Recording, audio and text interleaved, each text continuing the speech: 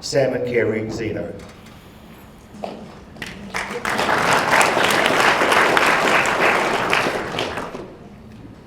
Right, hello, I'm Sam and my wife Kerry here. Unfortunately, Mark, who's up on the screen there with myself, and his wife Rachel could not be here this afternoon as they have been summoned to the UK to give a presentation to Waitrose at their annual conference.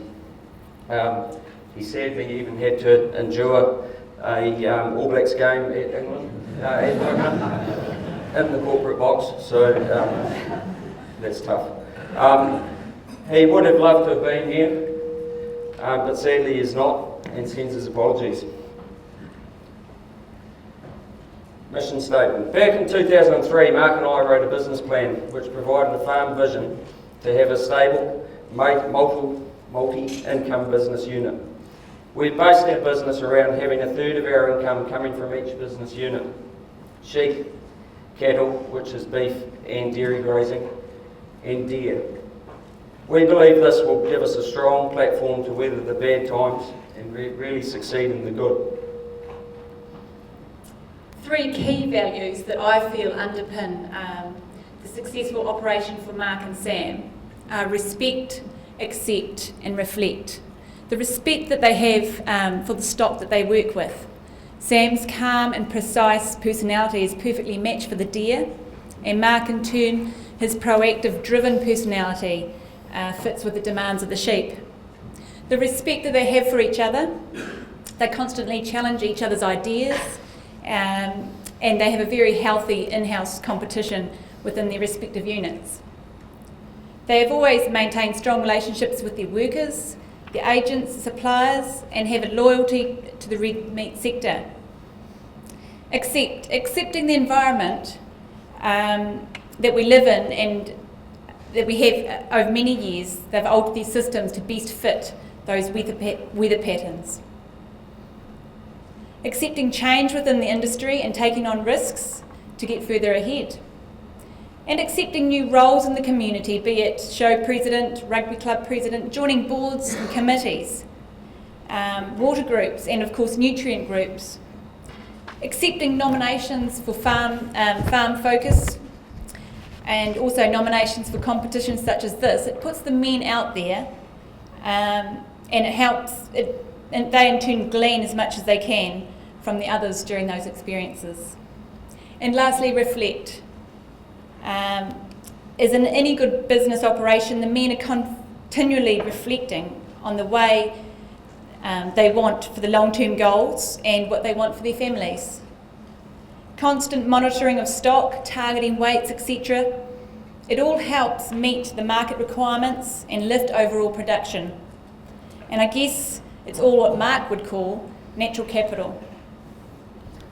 So, a brief overview of ZHL, or Zino Holdings Limited, as we trade as. Flaxmere and the two neighbouring blocks make up the majority of our land, which is flat, dry land with a small amount of irrigation. The balance of the land is Canuka Downs, rolling to steep hill and a slightly higher rainfall. Starting back in 2000, when Mark and I returned home, we had about 90% sheep and the balance in cattle. We've been building the deer herd as we get a better understanding of our systems. Canuka Downs is a breeding unit for both deer and cattle, with all progeny weaned down to Flaxmere. Flaxmere has the breeding ewes and hoggets, dairy grazing, beef finishes and finishing deer.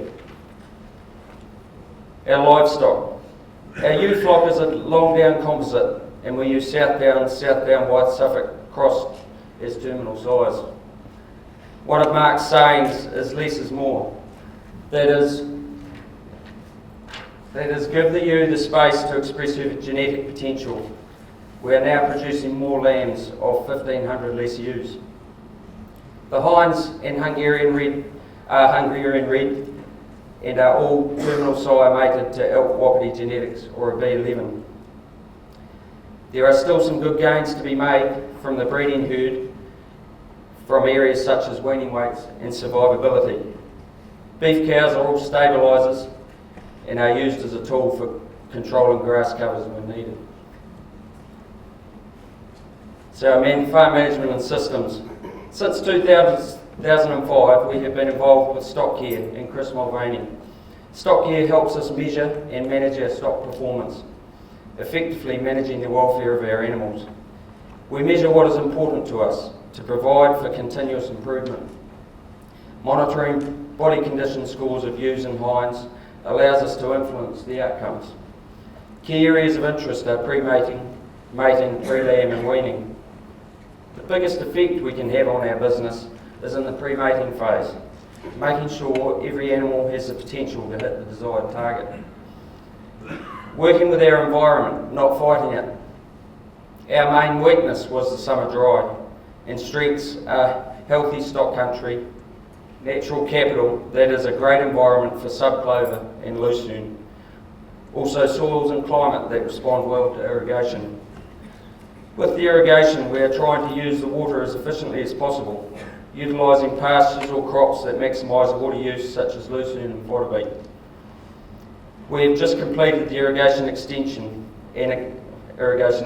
utilising lucerne.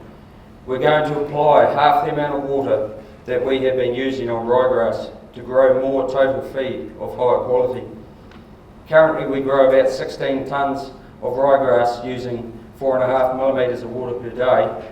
The lucerne will get 2.5 millimetres of water per day and should grow us about 18 tonnes of higher quality feed, especially in the autumn when feed quality tends to decline on ryegrass.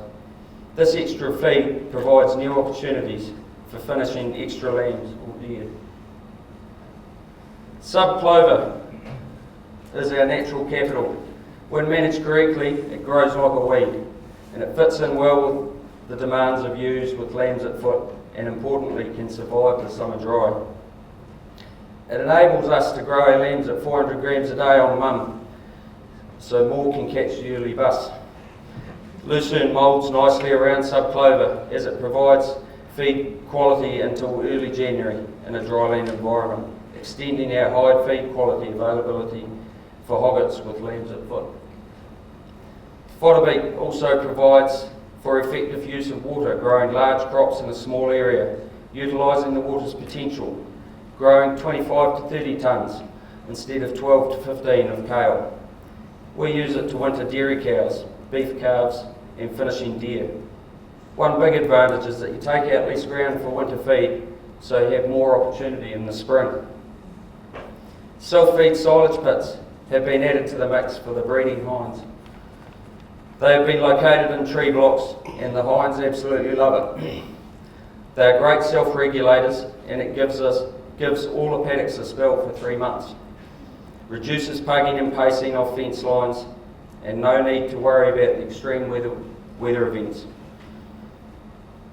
Waitohi Ag Limited is a farm machinery syndicate of which our dad was a founding member, which has a full-time manager.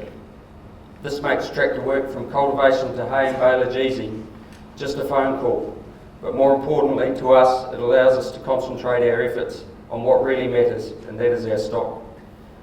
It also gives us access to better technology as it makes it more affordable. Relationships are important for a successful business, and we like to surround ourselves with people who can make a difference to our business, and we are not afraid to seek out information. Working together plays a huge part. Bouncing ideas off each other, as 2 or 3 minds is better than one. That is why we encourage ET, our farm worker, to have input into management decisions. Relationships with ANZCO and Silver Fern Farms are incredibly important to us. We like to be involved and stay involved with our products that we are producing. Consistently high quality is what we're aiming for. To do this, we need to understand what the market wants and when they want it. Our lamb markets. We've been working with ANZCO for 14 years. Mark has a very strong relationship with all of the ANZCO team. He is involved on the Waitrose committee and we are both staunch believers in contracts. Kumanu is a joint venture between Farm Quality Group and ANZCO and is a branded lamb sold into the Netherlands.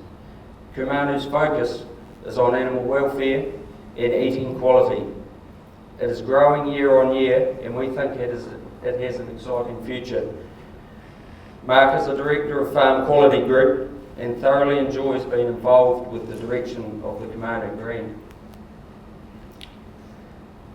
The lamb results. We spend a lot of time in the yards. Our weigh scales are working hard, but that's what delivers these results.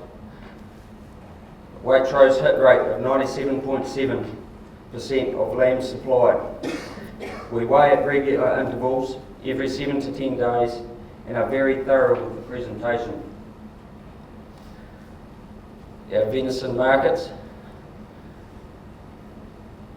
Again, we have a strong relationship with Silver Fern Farms Venison, always supplying to a contract with 100% of the animals contracted. The focus is always on quality and supplying animals in spec. With the results, I hope you've all noticed that the deer hit rate of 98.6% is 0.9% higher than the lamb hit rate.